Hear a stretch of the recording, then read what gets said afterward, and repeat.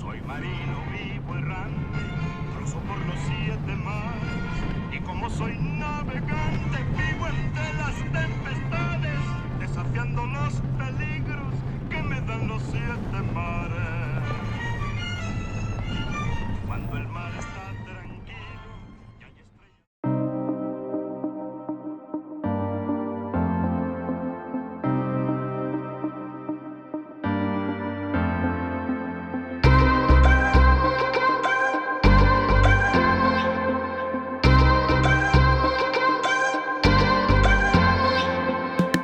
All right, so we're in Douglas, Arizona, just getting all of our gear packed and organized here in our caravan. So a group of us will be traveling across the border this morning. Ted Jaycox, he's the outfitter here with Tall Tine Outfitters. He's got this down to as much of a science as he possibly could to make it super smooth, getting across the border from Douglas into Agua Prieta, Mexico. And then we're gonna go 2 hours south to Rancho Mababi, where we'll be hunting Coues deer for the next 5 or 6 days. You're gonna see some special things on this ranch, so let's get to it. All right, guys, we're getting ready to cross the border. A lot of hunters question me about the safety factor and all that. I want you guys to understand, I've been coming down here since 2002 with my wife and kids, and we have never had a problem. So we got all our paperwork in order for the rifles. We're going to stop at immigration and customs. They want to know that the guns are being brought in, and then we go from there to the military garrison, and they check the guns in as well.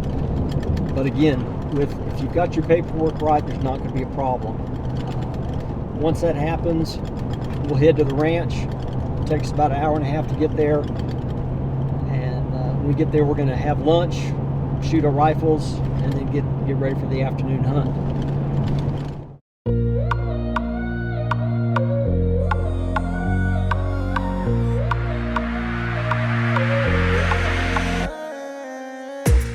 Having spent a good amount of time down here at Rancho Mababi now, you come here and it's almost like at some point the needles on the clock just stop spinning around, and this place is just like stuck in some other generation. I mean, they still got the Mexican cowboys running around out here herding cattle, and it's just really neat to be out here and experience this and just soak up the landscape, soak up all the beauty of the scenery. And even though this is rugged, tough country, and you know, at first glance it kind of looks like a barren wasteland, there's just a lot of rocks and cactus, and generally it's pretty brown and just drab in color.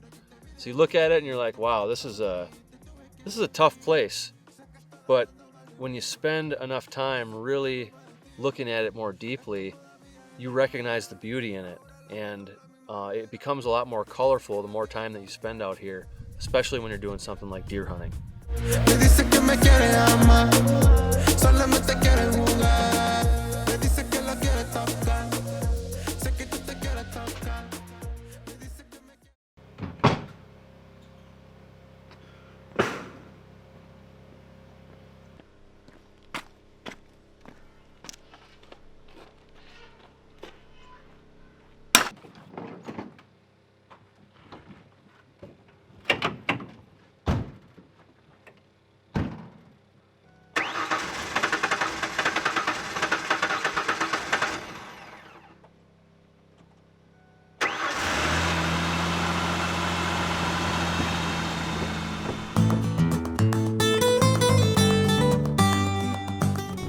I don't know if we're gonna make this road. No, doesn't look like anybody's driven on it for a while.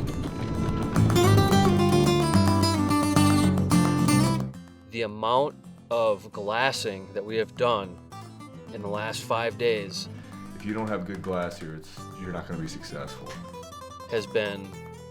it has superseded any other type of spot and stalk hunting I've done anywhere for any species, even outside of deer.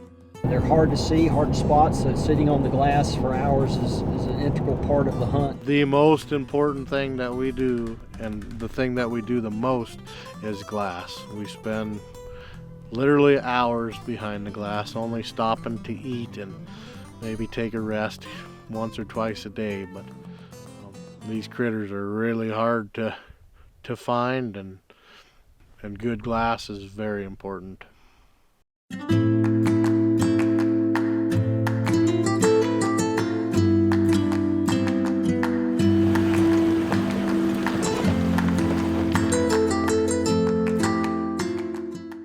out in this country, you know that you're going to be faced with a lot of situations where your best odds of getting a shot is going to be at long range. And out here, if you can't shoot 200 to 400 yards, you're really putting yourself at a disadvantage. So you have to have the right gear. You got to have a rifle that you're confident in. You've got to have great glass. You've got to have a solid range of magnification on your rifle scope.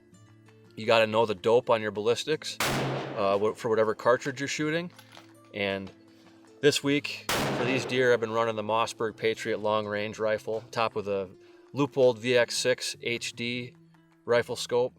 Fortunately for me, we finally stumbled into a great deer that gave me an opportunity on that fourth morning. And luckily, he stuck around long enough for me to have an opportunity to shoot him at just 80 yards.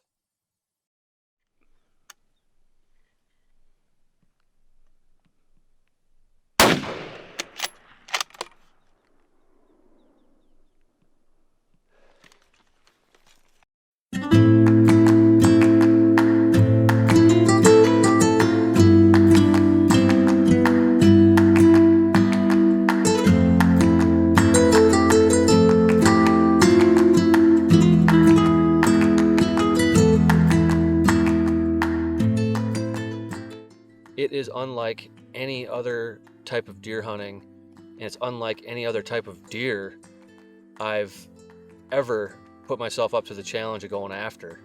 There's just something about this landscape and these animals that they just have a way of vaporizing. You can see a deer, and if you take your eyes off of it for 1 second, it's like it vanishes in thin air. So I can definitely see now, after hunting these Coues deer, why they are referred to as the gray ghost. And luckily I was in the company of great people who have been doing this for a while, because to come out here and do this for the first time without any sort of roadmap would be a significant undertaking. So to be out here with guys like Ted Jaycox and Charles Oberly, folks who have done this for a number of years and have experience, it's a great way to break the ice and really learn the trick of the trade when it comes to this Coues deer hunting.